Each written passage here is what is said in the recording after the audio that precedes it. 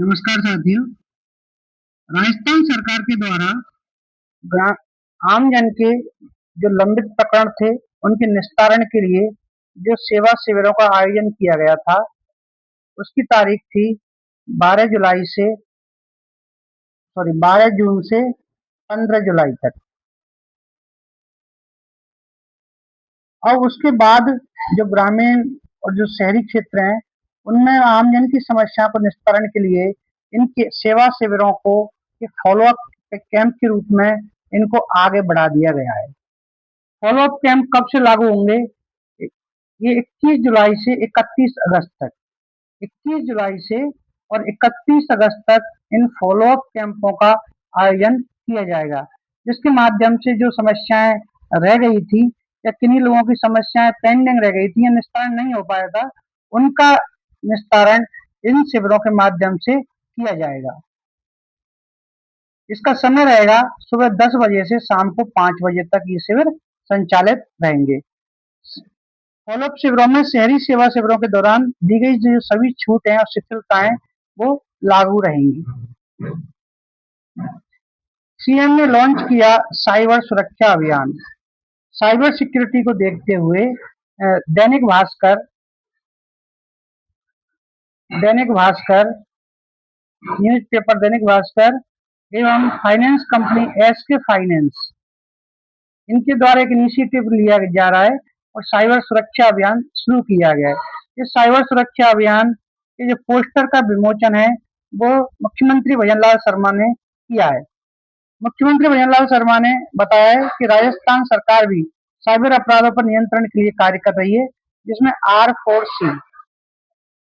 R4C का मतलब है Rajasthan cyber crime coordination centre. इसकी स्थापना जयपुर में राजस्थान सरकार ने की है। इसी तरह साइबर हेल्पलाइन नंबर 1930 भी लोगों के लिए जारी किया गया है। ऑपरेशन एंटीवायरस जैसे नवाचारों से भी साइबर अपराधियों पर सख्त कार्रवाई की जा रही है। तो साइबर सुरक्षा अभियान को किसने लॉन्च किया है? दैनिक भास्कर और एसके फाइनेंस ने। पीएम विश्वकर्मा योजना, जो लोग अब हुनरमंद है और वो रोजगार करना चाहते हैं उनके लिए एक बहुत ही महत्वपूर्ण योजना है, जिसका नाम है पीएम विश्वकर्मा योजना। प्रधानमंत्री मोदी ने 17 सितंबर 2023 को इस योजना को प्रारंभ किया था।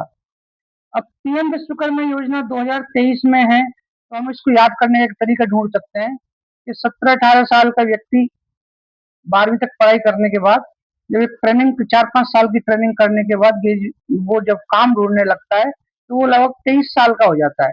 इस पर ध्यान रखना।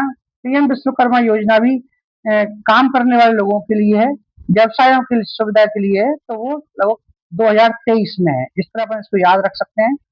पीएम विश्वकर्मा योजना में 18 व्यवसायों में लगे हुए लोगों के लिए लाभान्वित करेगी पीएम विश्वकर्मा योजना।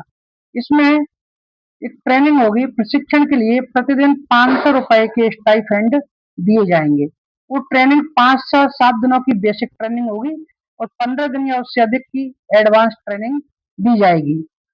इसी के साथ जब ट्रेनिंग पूरी हो जाएगी तो ई वाउचर के माध्यम से 15,000 रुपए की टूल किट की प्रोत्साहन राशि भी दी जाएगी। इसका मतलब है कि जब ट्रेनिंग पूरी हो जाएगी और जब वो रोजगार करना चाहेंगे तो 15,000 रुपए तक का वो अपने लिए कोई भी सामान, अपने रोजगार संबंधित सामान खरीद सकते हैं, टूल खरीद सकते हैं वो। इसी तरह इस योजना में उद्यम ऋण भी दिया जा रहा है और इसमें उद्यम ऋण की सीमा है 3 लाख रुपए। ये 2 चरणों में 3 लाख रुपए का ऋण दिया जाएगा, जिसमें 5% ब्याज दर के साथ ये दिया जाएगा। पहले वर्ष 1 लाख रुपए और दूसरे चरण में इसको 2 लाख रुपए का लोन दिया जाएगा। 18 व्यवसाय में ध्यान रखना है, 18 व्यवसाय पीएम विश्वकर्मा योजना में शामिल है और 17 सितंबर 2023 से योजना प्रारंभ हुई थी। राष्ट्रमंडल टेबल टेनिस चैंपियनशिप का शुभंकर मयूर हुआ लॉन्च।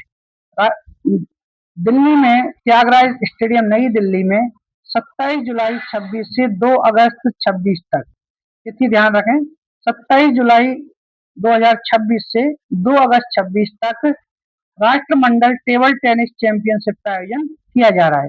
ये इसका 22वां संस्करण है टेबल टेनिस चैंपियनशिप का, और इसका आयोजन स्थल है त्यागराज स्टेडियम नई दिल्ली। 33 से अधिक देशों के खिलाड़ी इसमें भाग लेंगे। इसका जो शुभंकर है, जो मैस्कट हम जिसको कहते हैं, वो इसका शुभंकर है मयूर। मयूर इसका शुभंकर है। ध्यान रखना, राष्ट्रमंडल टेबल टेनिस चैंपियनशिप कहाँ हो रही है? 26 नई दिल्ली में।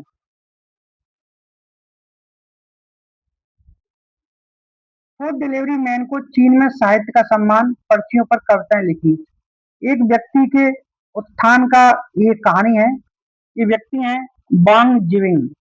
बांग जिविंग एक फूड डिलीवरी राइडर हैं, और एक दिन इनके जीवन में टर्निंग पॉइंट आता है कि वो एक फूड डिलीवरी ऑर्डर को डिलीवरी करने जाते हैं, तो 3 बिल्डिंग और में ढूंढते अपने उसको जाते हैं, अपने ग्राहक को घर ढूंढते हैं, लेकिन वो नहीं मिलता है। इसके बाद ये 18 मंजिल ऊपर चढ़ने के बाद जब आप पहुंचते हैं, तो ग्राहक देर होने पर उनको डांट देता है। घर लौटते समय वो अपनी नाराजगी और अपने दर्द को शब्दों में ढाल देते हैं, और वो कविताएं लिखते हैं। वो सोशल मीडिया पर वो कविताएं वायरल हो गई है। इसी तरह उनकी जो कविता संग्रह लो फ्लाइट, इसके लिए लू सुन साहित्य का पुरस्कार बांग जिविंग को दिया जाता है। बांग जिविंग जो डिलीवरी के दौरान जो कागज की पर्चियों पर उनकी लिखी जो कविताएं थी, उनकी एक चर्चित पंक्ति है, कौन कहता है पंख फैलाने का मतलब ऊंचा उड़ना है, नीचे उड़ना भी तो उड़ना ही है। बड़ी शानदार जो कविता है। तो ये ध्यान रखना है, ये फूड डिलीवरी मैन है वांग जिविंग। इनको लूसुन साहित्य पुरस्कार मिला है। उनका कविता संग्रह है लो फ्लाइट। आपको वीडियो कैसा लगा आप कमेंट में जरूर बताइए, और मेरे चैनल को फॉलो कीजिए। धन्यवाद।